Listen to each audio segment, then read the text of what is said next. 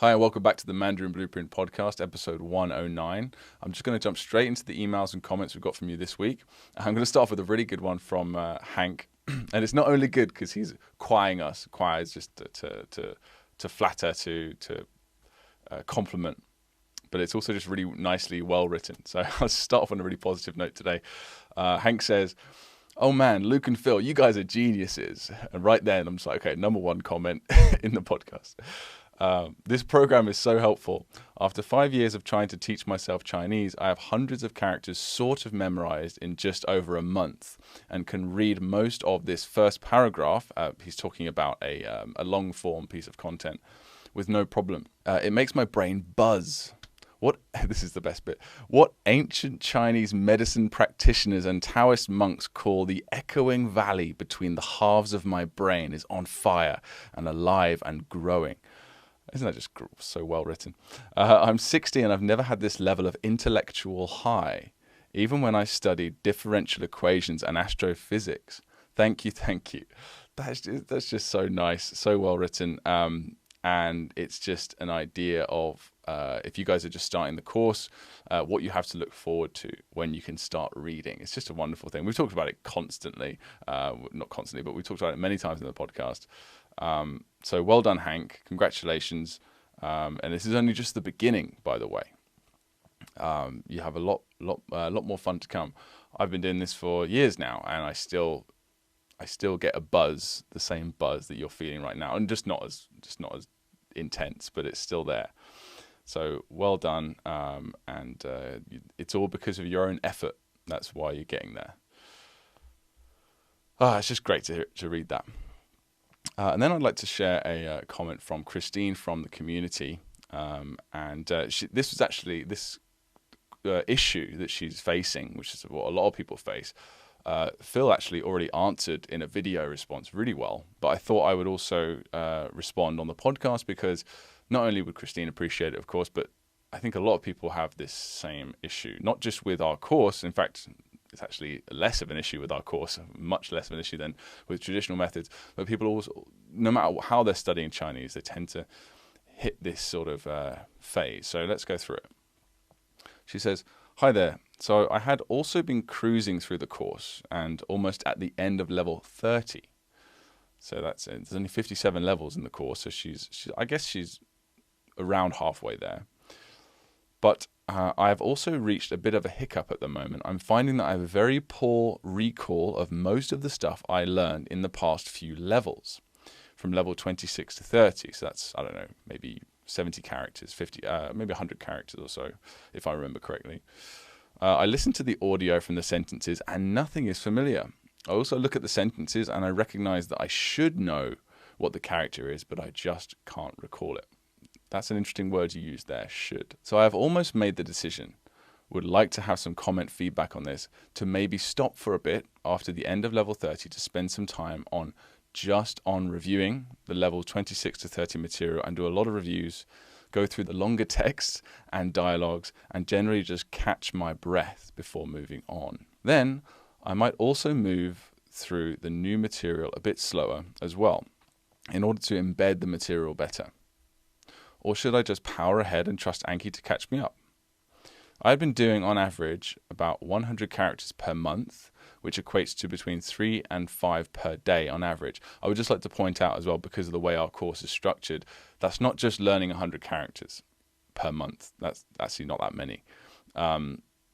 She's also, you unlock more and more exponentially growing a number of words, compound words, and of course sentences and longer form content. And the course becomes more and more, the content of the course becomes more and more the more characters you learn. The foundation grows, the more things you can unlock. So actually it's like a game, a well-designed game where it gets more and more difficult, the levels get bigger, it gets more challenging as you progress.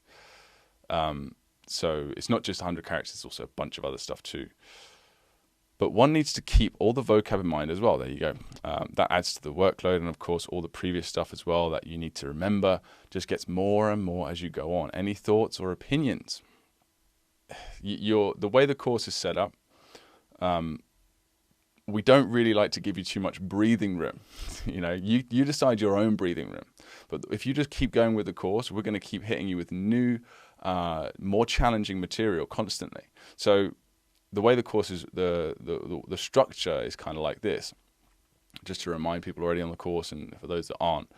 So basically, you start off with just pronunciation, then you learn some components, and you learn a few components that unlocks characters. You learn a few characters, and then you start unlocking compound words made up of those characters, and then you start reading sentences after you've built up enough of a foundation, about 105 characters, 60 or 70 words, compound words, and single character words. And then you start reading sentences. We write them for you based on what we know you know, right? So you can read them, or you understand all the characters and words in them, most of them, but still you're now entering a new phase, a new level of the language. You're not just looking at individual pieces of information, you're taking in an entire sentence. And then comes grammar, of course, right? And you have to understand how the words behave. And then we start giving you grammar lessons, but also we start giving you longer form content, not just sentences, longer form content, paragraphs, dialogues, opinions. And then later on in phase 5, it's stories. It's like entire nursery rhymes, or fairy tales rather. But the key thing is, whenever you start getting more competent at, say, learning words and characters, then we throw sentences at you, right? So you can certainly read them. You have a chance of reading a lot of them, but it's a new thing and it's going to be challenging. And then a few levels later, you start to master sentences, and we start introducing longer form content. Now, you're only about 90% comprehension for this longer form content, but we're going to give it to you anyway, because you can understand a lot of it, and it's challenging, but it's a new level of, it's like paragraph context now.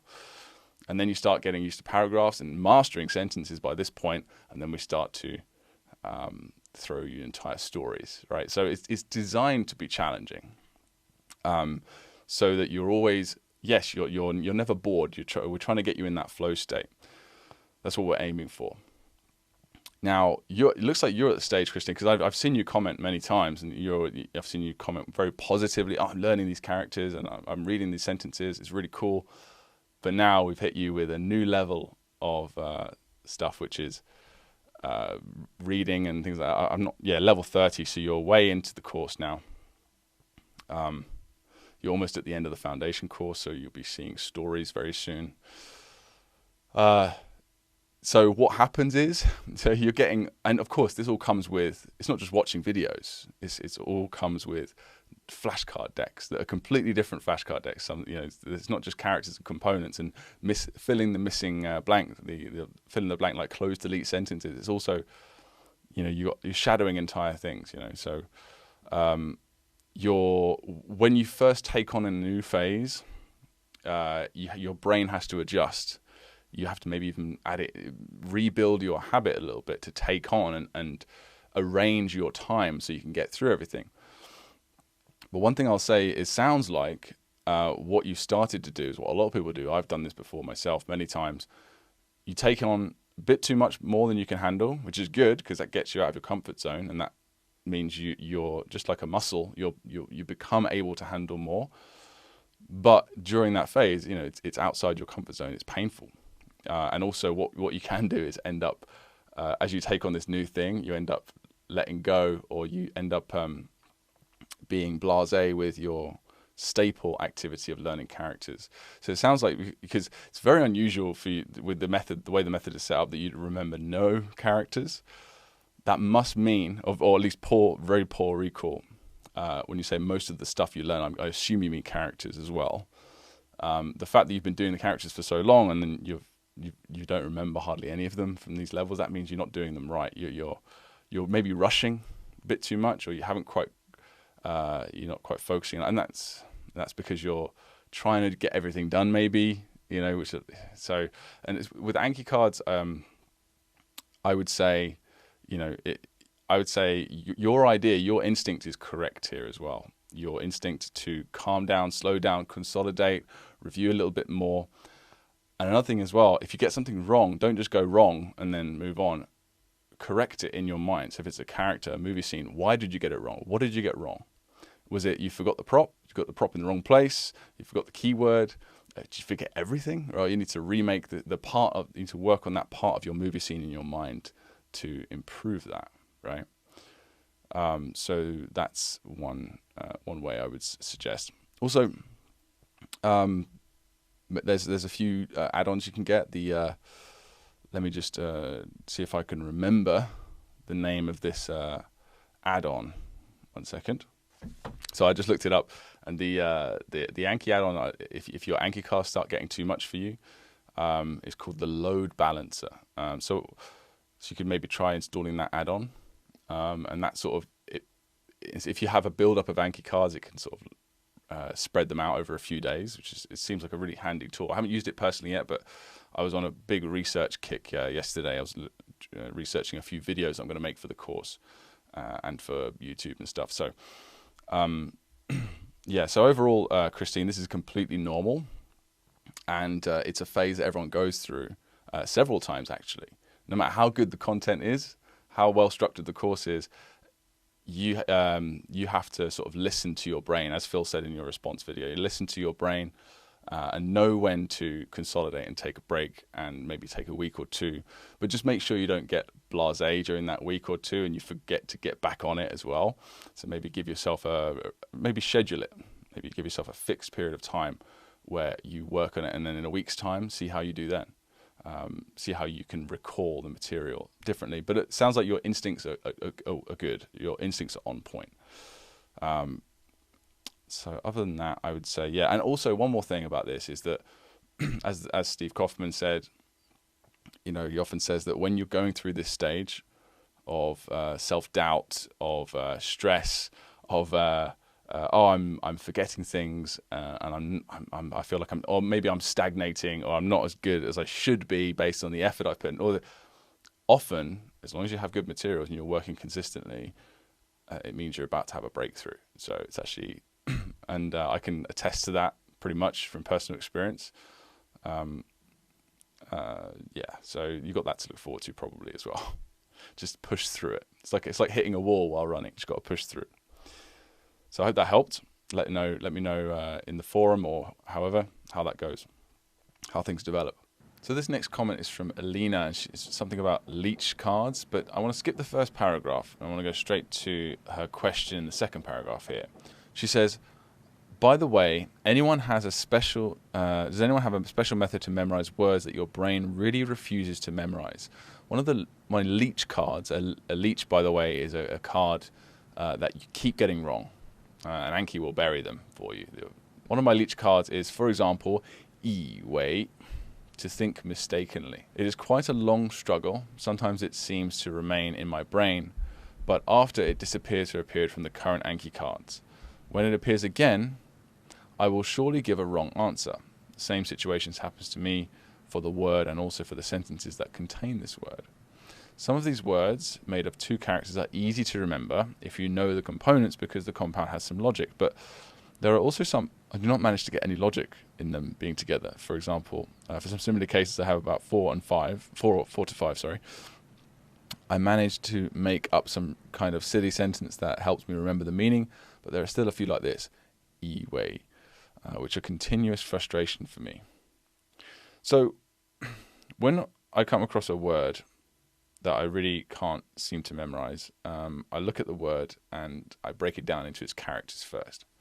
And it's usually words like this that are very ancient, been around for a long time, and actually the meaning has kind of changed over a period. This used to mean, I believe, in a way, it used to mean just to think, but now it means to think mistakenly. Correct me if I'm wrong, anyone, but I think that's based on what I've seen, like TV shows based on like old ancient China and stuff. I would look at the individual characters. So, 以 has a bunch of different meanings, and the one I believe that we use is by means of. By means of. That's how we teach. That's the key word that we teach the character 以 for.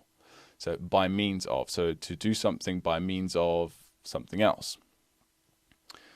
And then 为, 以为. Let's have a look.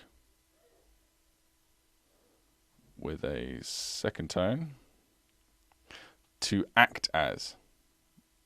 Okay, so to act as or serve as, or to do or to act, to become, to turn, to become, cheng wei, to become, right?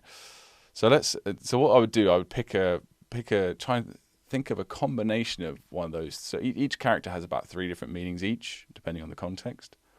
So I would see if any of those can link up based on my own personal knowledge. So let's say that the definition of E that you're most familiar with is by means of. Wei, I think the one I'm most familiar with here, I guess the most common would be to become, like cheng wei. I know that word very well. So by means of, to become. So then I would use those 2 meanings to see if I can come up with some sort of visual representation of their relationship with regard to the actual final keyword of this compound word, to think mistakenly. So then I would say something like, and then that's how you come up with a mnemonic device. By the way, sometimes this doesn't work. Sometimes you go down a path of a connection, a mnemonic, and it just, you sort of hit a dead end, But let's have a go live. I'll just try and do it. See, it might be embarrassing if I don't do it properly, but no worries. If I can't, I'll just think of another way. And by the way, the reason why I'm sort of going down this road is because I'm actually going to make one of the videos that I mentioned earlier that I'm going to make is how to learn words using different kinds of mnemonic techniques. So there's lots of different ways you can make mnemonics. And if you're having a specific problem with a word, I suggest focusing more on the characters or the sound. Yi-wei, yi-wei, yi-wei. But we'll move to the sound if the characters don't work for us. So by means of, to become, and then the final word is mistaken, to think mistakenly. So then you take these 3 aspects and you think in your mind of a situation, visual situation where these could apply in some way, right? So, I thought that you were going to use this by means of to become something else, but actually you didn't. So you could say, I'm trying to think of an image that represents that. You could say, like this could work, I suppose. You could say that you can think of maybe someone is very highly qualified, but they actually became a profession or a job that doesn't need qualifications really. So I'm thinking of I'm thinking of a student. So I did I did marketing in university, but I didn't use any of the stuff I learned to do the marketing I do now for this company. It was I think a lot of people do that. They study something that's completely unrelated to what they actually end up doing. So I can imagine my dad or something just being like, "You use this degree, by means of this degree, you became I don't know, let's say a farmer, right? And there's nothing wrong with being a farmer at all. In fact, I want to be one one day, but you don't need a degree to do it, right? Necessarily. So I can imagine like a picture of someone in my mind, or myself even, wearing like one of those, what do they call them? Something mortar boards, those black sort of squares that mean that you're an academic or something, you graduated, tilling in a field. And I would look for an image that represented that. So you don't usually have to spend this much time on words. I'm actually pretty proud of that, by the way, I'd just like to say. So off the top of my head, with pressure with the camera in front of me. I'm pretty proud of myself for that. So, and maybe I go to search for that and it's not there. I can't, but it's all about images. So the images in your head need to match up with the images in your flashcards, right? So I would try and look for something like that. Or if I can't, I look for 2 separate things. I look for a picture of a graduated person, an academic, and then a farmer, right? And then I write down even a little note in that flashcard that based on the mnemonic, because sometimes you'll forget, especially the more tenuous ones or the more confusing, convoluted ones, like I just said, you might forget it. So yeah, that's just an idea, and that's just based on the characters. Like there's other stuff you could do. Yi-wei. So you think of the sound. What does it sound like? Does it sound like another English word? Does part of it sound like an English word? Wei means could also be W-A-Y. yi wei. There's one way. And you thought there was two ways, right? Because that's just that my brain is jumping now, right? So you have to sort of relax, just like you would when you're making your movie scenes, to use your imagination to make movies, right? You just relax and just play with whatever thoughts come into your mind, and don't reject anything. Just follow the thread. And like I said, sometimes it will lead nowhere. It will just be, oh, that doesn't work, and then you just restart. And so yi wei. Yi means also one. That's that sound in Chinese. Yi. It's a different tone, but it doesn't matter. So one way. Okay, so then I get an image of like a guy, my way or the highway. So I get, you thought that you could do this, but actually I didn't say you could. So I think of an image that represents that thought pattern. So I think of, so I think of like a stern mother or father, sort of puffing out their chest and looking at maybe having a go at a kid, just saying, punishing a child for some reason. You thought you could, I don't know, you could eat those sweets when I told you couldn't, and then again, write a little note. And like I said, you don't have to spend this much time on every word. But certainly for words that you keep forgetting, especially words as common and important as yi wei. And I would also like to point out that took about 30 seconds, and I came up, maybe a minute, and I came up with two pretty solid connections. It might be weird to you, it might not make any sense, but I came up with them, so that would work for me as a mnemonic device for this word pretty darn well. And again, there's other ways you can do it. That's not just the characters, it's not just the sounds. You can also just base it on the English meaning. But again, the biggest problem, I keep saying again, don't I? The problem with that you're facing is that you keep forgetting this one. And I think the reason why you're forgetting it is because the characters themselves are rather difficult. They're ancient characters with many different meanings that are very abstract. So it's a good idea to focus on the characters or the sounds that the characters make. Characters or sounds. Cool. So I think, and you do have to spend some time in it. If you get good at it, like I'm fairly experienced at it, it only takes a minute. But usually when you make these cards, if you're learning a normal word that you're not really having a problem with necessarily, it could take much less than that. It could take like 10 seconds. You just, oh, okay. But sometimes it takes 5 minutes, but it's worth it because it's 5 minutes to learn one word that's really common and important forever. It's worth 5 minutes to spend on it. I wouldn't recommend spending a full 5 minutes on every word, but ones that you're forgetting, for sure, do that. I think that explains that fairly well. But let me know if that works for you, or if there's anything else, if you want me to go into more detail about anything. The video that I keep mentioning, the video on how to learn words, I'm aiming to get several videos shot this week, so a couple of weeks from now I should have everything, because obviously need to edit it and stuff. And I will add it to the course, and I'll make a little notification for you guys as well in the community, so you can check that out when it's released. The next comment here is from Rick Santos. He says, thank you for your answers. This system is really better than going to university. Yeah, it is.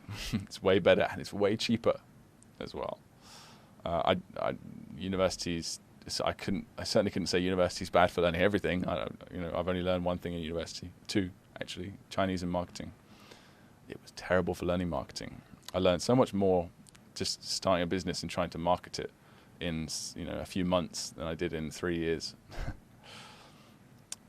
But then again, I did get a 2-2, so that's probably why. Thanks, Rick. Appreciate it, mate. And I agree.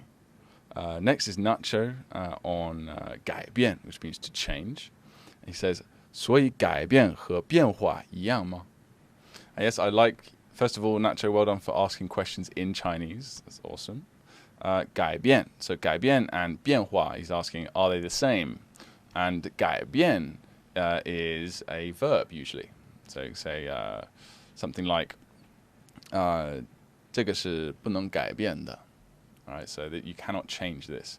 Whereas 变化 is just changes, like the noun version, basically, for the most part. So that's the only difference. So 有没有变化? So has this changed? Or has this had any change rather? yeah, so 改变 is a verb, 变化 is a noun. That's pretty much it. Jason Pon on New Vocabulary Unlocked for 只好. He says, any difference between... so there's another difference question. It says 只好 as an adverb and 得 as a verb expressing have to. 只好 and 得. They are similar, but 只好 is used in a very specific situation. 只好 is the idea of, I have no other choice now, I have to do this. And that's sort of it's very unique meaning, I suppose. 我只好 blah, blah, blah. Like, so because my other situation, my other options were taken away for some reason, I'm forced to do this, okay? By outside forces, I suppose. Whereas 得 can kind of mean that, but it also means it could be like, I must do this, I have an obligation to do this. It's not like I'm being forced to, but I have an obligation. So I must or I need to do this. And it can also be used as a, you're being sort of subjected to something by someone else, like must. Before you do this, you have to first fill in this form. 你得 fill in this form. So you'll definitely use 得 much more often because it applies to more situations. But 只好 is still absolutely fine to use in that situation of no other choice. Now I have to do this. Yeah. And the next question here is also another one of these. What's the difference between these words? And I quite like them. They're kind of like a little puzzle. And it's cool once you've been learning Chinese for a while to think consciously about what the difference between similar words are. Because I remember this being like a real annoyance for me when I was first starting out. It's like, what? Because I wasn't learning correctly. I was learning by looking at individual words and their definitions instead of just reading and listening to example sentences or longer form content. So I would find myself, these two words have the same definition. So why can't they just have one? And it's very silly to think like that, but but then later on it's like, well, yeah, obviously this is this and this is this. And I have a sense of it now. And you guys learn on the course and learning Chinese, you'll also get that sense. You probably already do have a sense for a lot of words at this point. Anyway, it's quite fun to be like, oh, actually, yeah, the difference is blah, blah, blah. But I've never thought about it before. I just knew subconsciously. So this is an example from Rick. It's an interesting question. He says, because this is on 生活, which means life, right? Or to live, rather. To live life. And he asks, how does 生活 compare with 过日子 and 住 in meaning? And without even skipping a beat, I looked at it and said, well, 住 is the most mechanical of the three. It's just no emotion. I live in Chengdu. I live in England. I live with John or Mary, right? That's what happens. And it's like, sort of imagine filling out a form, like just to tell some authority where you live. That's what 住 is. It's just a fact. Whereas 生活, 我在成都生活 is kind of more like, I live in Chengdu, but I'm living I live life. I go to the shops. I have hobbies. I have a job. I have a wife and kids, and I'm 生活 in or I 生活 in the countryside. 我在乡下生活，在城市里面生活。It's talking about the style, the lifestyle in a way, right? Whereas 过日子 is, I guess, the most emotional one of the three, the most evocative emotionally.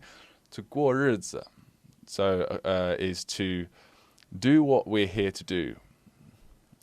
Essentially, 过日子, 好好过日子 is a very common thing. It's like to live your life well. 好好的, 好好, which means well, to do something properly. So in order to 好好过日子, you need to have a good relationship with your spouse. You need to have money in the bank. You need to have, you need to be happy, essentially. Have children and stuff like this. Is like the sort of traditional, traditional sort of way of thinking in China, of course. So that's the feeling I get from it. I may be slightly mistaken in some areas of what I said, but that's just the impression I've got from years of reading and listening and chatting to Chinese people. If anyone else has like a different idea about the differences between those words, please let me know. yeah, I think I'm pretty much on point with that. So thanks for that question, Rick. And keep them coming, guys. I do quite enjoy them. Next one here is from Sam, and he just says, this is on a question in I believe the pronunciation course. What's your Chinese level? And he says, I'd say that my Chinese level is somewhere in between basic to intermediate. After learning for around 3 years at high school, I feel quite comfortable instantly recognizing what certain characters mean and how they are depicted in script. Unfortunately, I didn't use any advanced memory techniques during school. No, of course not. No one does, really. And instead committed characters to memory through brute force, rote learning. Lovely stuff. Anyway, I'm hoping to pick up from where I left off. High school is becoming gradually distant, and I intend to relearn Chinese using your method, which is far more comprehensive and reliable and effective. Well, thank you very much, Sam. And yeah, you're going to have a much better time. And by the time you're through with our course, you'll look back and think, what was I doing for those 3 years in high school? What were they thinking? Keep us updated. Well done, mate. The next one is Karis Scott, simple final A. This is, again, pronunciation mastery course. So Luke, can I check that ta is pronounced t-ha, but with a very silent and short H, as its focus is on the final A sound. Is that right? Well, kind of yes and no. Yes, because, that's what it sounds like. Ta is like a h in there. But you don't need to think about it like that. It's just about, you just breathe a little bit more. Ta. It's too light to be an H, really, but I get where you're going. And it could be a very valid way to explain that to people that's clearer than, maybe that's actually clearer than saying, just aspirate more, just breathe more. That's how I explained it, I believe, in the course. But maybe it's easier just to spell it T-H-A-H and ta. Yeah. So different way of explaining it than I got, but that works for me, Karis. Absolutely. Nacho again on level 26 complete. He says, I just want to say this is really nice actually. I want to say to all the people who arrived here, you are breathtaking. I've never been called breathtaking before. It must be nice. You're all doing an incredible job day to day, step by step. I don't know you, but I'm proud that you reached to this final, to finish this level. 我们会进步吧. Yeah, okay. So, well done, mate. Thanks for that, Nacho.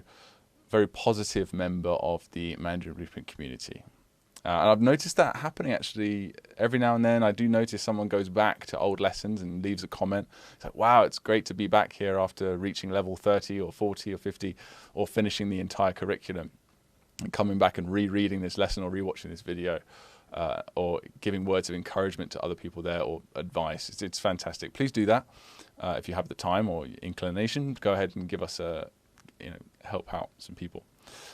Well done. The next one is Benjamin on Ganbei, which means cheers, dry glass. This is a great question. I know that this is beyond the scope of this course, but do you guys have any advice on how to avoid drinking at business dinners in China? I've actually never really done much business. I've had a few business meetings, I suppose, but nothing too major. But my friend Scott, who's been on the podcast before, is the businessman. He has like several businesses in China. And fantastic Chinese. And of course, more importantly, really, or just as important, is he understands Chinese people in all sorts of different environments. I would be not very useful in a business environment, but I believe that we asked Scott, and he said the best answer is I'm allergic to alcohol, because that's actually a really common thing in China. It's not very common, but it's just a thing with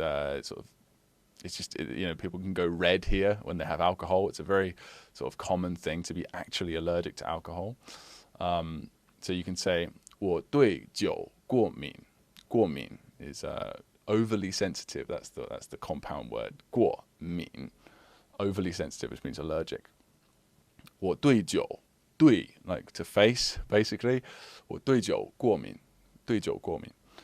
That's that. You don't have to say anything else after that, because people do not.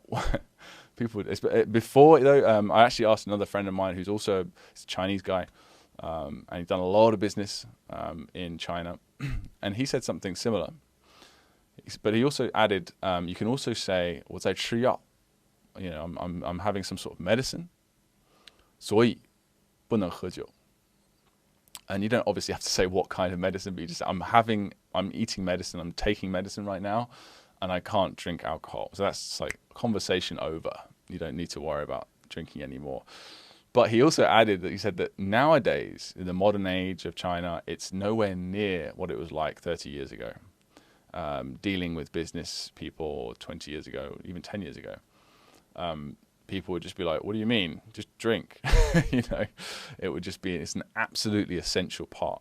And in like I imagine, I would assume that outside the cities, in like the more rural areas of China, the countryside, sort of smaller towns and cities, which are still way bigger than any city in England, but you know what I mean, relative to Chinese places to live, it would still be a bit more challenging. People wouldn't really get it.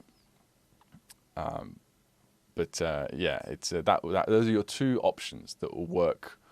You know, 80% of the time, they work every time. So yeah. Alex Sumray on new vocab unlocked for Lu, which means law. He says 九折 is freaking me out. Why would this mean 10% off? Yeah, it's a bit weird. So we say 10% off, but Chinese say 90% off, kind of like so they say 9折, 九折, or 八折, which means 80%. So that actually means 20% off, but they communicate the opposite. They say 80% of the original price. Yeah, but you get used to it pretty quick. Don't freak out over it. Next one is Red Louise Bick on 电影. This is another pronunciation mastery lesson. And she says, quick question, maybe a stupid one, but why is the first tone over the I in 今天, but over the A in 明天, just like this in this vid? The 天 part I mean, is there a rule? Cheers. Yeah, so not stupid at all, because the placement of the tone marker is over the longest vowel in the word. So actually, if you look at 今天, just that word, you'll see the example. So 今, J-I-N, actually there's only one vowel, so it has to go over the I. But then in 天, the second part of the word, it's over the A. 天, because the A is longer. That's what I was told, and I have sort of thought about it, and it does make sense.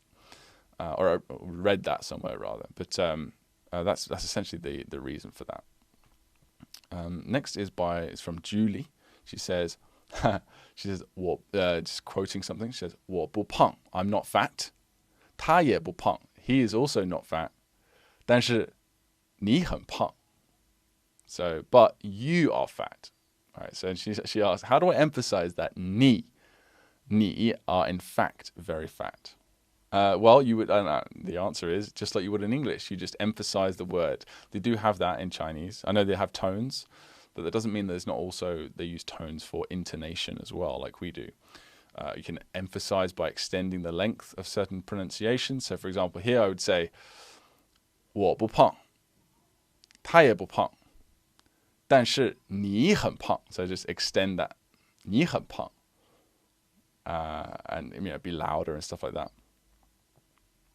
Or you could say 超级胖, just super fat, or 非常胖, or whatever. But yeah, that's the intonation does exist in Chinese, which is something you don't really. It's like one of those myths about the language where you think it doesn't exist because the tones are being used for the tones to indicate the meaning of words. But actually, yeah, it's also used in intonation too. Another question from Judy. She says, "What's the difference between 土 and 地 and 土地?" Seems like the meaning is the same in English translations, and this is the problem with trying to find out what a word means by looking at a definition. You must read, or if you can, if you're at that level, you should read a couple of example sentences. That's the only way you can really truly grasp it. Another cool way is by searching on Google Images. I got this idea way back from Gabriel Weiner, Fluent Forever. And so if you search for 土, you'll see lots of pictures of soil. That's what 土 is soil.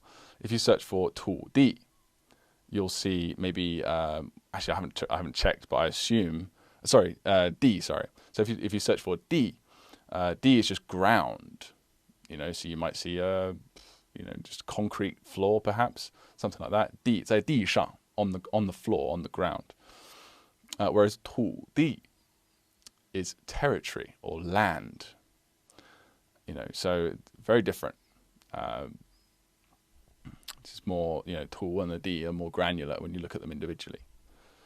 So those are the two things I would suggest. If you're confused between similar words, look them up in a dictionary. If you can't really read, or you're not that level where you can read any sentences or you struggle, just look at images with search for the Chinese, of course. Fung, on, again, that same level from earlier, or that same lesson, what's your Chinese level? I think I'm a beginner. Although I understand some spoken Chinese, I'm not able to hold a conversation properly. My primary aim is to be able to do that with the younger members of my family. There's 4 generations. To be able to read and write would be wonderful. This is a new way of learning, and I'm slowly getting there.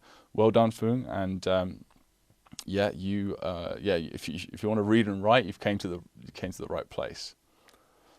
And of course, after that, with enough practice, your speaking and of course your listening will also start improving. But don't put it off too long. Of course, we focus on reading and listening, but don't put the speaking practice off too long. Maybe after you finish the foundation course, start regularly chatting with the tutor for once or twice a week. William Beeman just asked, does it really mean stinky? So 臭 by itself means smelly, stinky, but 臭 is really stinky. Does it mean stinky too? And then the answer is yes, it does. 这里好臭臭, you could say it, but it's like when you see things double up, it's usually to make things casual or sort of more kiddie, like playing around sort of language. It also actually is, okay, I'm learning a lot of words, this kind of kiddie language, having a new baby and stuff. And when a baby poops, the poop itself is referred to as 臭臭. Oh, 你拉臭臭了, you've taken a poop, but it's like a baby poop. So we give it a cute name, or la baba. Baba is not as in father, but it sounds very similar to poop as well. So that's just another word that they use. Maybe I'm not sure if that, I honestly don't know if that's Sichuanese or if it's Standard Mandarin, but I'm pretty sure it's Standard Mandarin, that baba. But it's baba. Yeah, baba, third tone, I believe. I've only heard it, I haven't looked it up. It's not really on my radar. But the next one here is from, I've got a couple more comments, and actually no movies this week, but that's no problem. We'll just read these last comments and we'll call it a day. Next question here is from hollywoodeddie, which is a fantastic name. And he says, I'm dyslexic with ADHD that has been trying to learn for the past 5 years. I did 1.5 years of a classroom course. I assume you missed out the word years, but I think you mean years, not classes, because that wouldn't be very many, right? 1.5 years of classroom courses in Shanghai. Due to my laziness and distractions, I didn't learn much. I tried learning on my own and tutored by Chinese friends, but nothing stuck. So I would say I'm a beginning or intermediate. First of all, you are incredibly harsh on yourself, hollywoodeddie. And this is what so many people go through this same thing. And this is why I have such an aversion, and I say some pretty harsh stuff about these traditional methods quite often. Because it's not just that they don't work, and they actually are the opposite way we should learn languages. Textbooks, purely speaking, trying to read without learning characters. It's just absolute nonsense. Not only is it ineffective and expensive and time-consuming and a waste of time in a lot of ways, not 100%, but also because it's like the mainstream way to learn, people learn in this way and they get nowhere or they get very little progress, and then they blame themselves. And then they quit language learning and take up something else, guitar or something. And they think they're stupid or they're bad at languages or some other nonsense. And it really frustrates me because this happened to me. and it happened to Phil too. But yeah, I'm not saying, of course, you are a huge factor, Eddie, but it's the vast majority of your progress comes from what materials you're using, how motivating or knowledgeable about language learning your tutor is, or teacher, or coach, and the system. And of course, then once you have great methods, then it comes down to you to build a habit and things like that. But it's really difficult to build a solid, consistent habit on methods that don't work. So I would say mostly blame your materials. But yeah, welcome, and this is the beginning of your journey with us. Keep us updated. And also, any issues with the dyslexia and things like that. I mean, if there's any parts of the course we could make clearer for you, or if you need an explanation, just comment or email us. Last here we have Christopher Thompson, and he says, this is an interesting one. So, new vocabulary not for 小姐.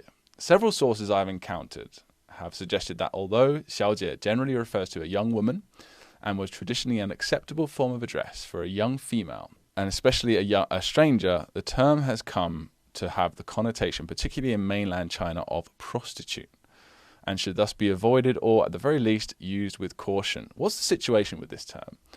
Well, just stick to this rule. Do not call someone just 小姐. Hey, 小姐. 小姐. Don't go up to a young lady and say that ever, just to be safe. Okay? There might be some parts of China where it's completely normal, but just don't take the risk, because it does mean prostitute. But of course, if an unmarried woman, you're referring to her by her last name, Wang Xiaojie, that's absolutely fine. Miss Wang.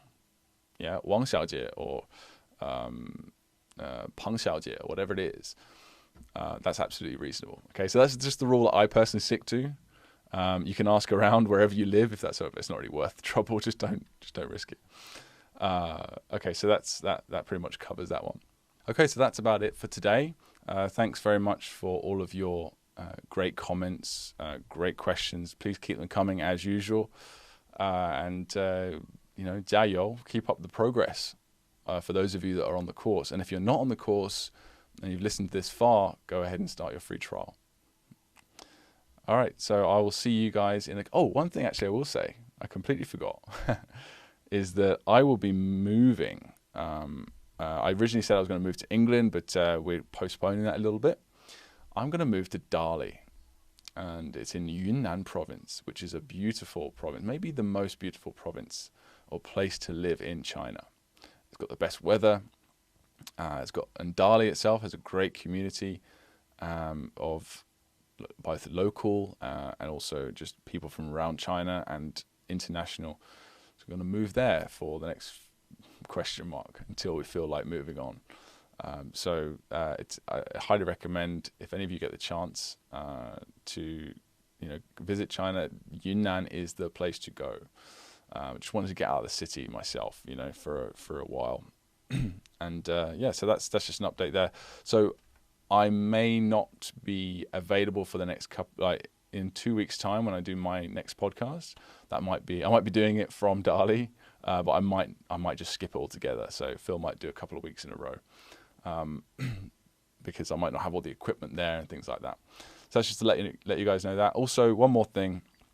A little while ago, we made the sort of ebook, Mastering Mandarin in the Modern World. We made it free for a couple of weeks back, and it's available on the website for you guys.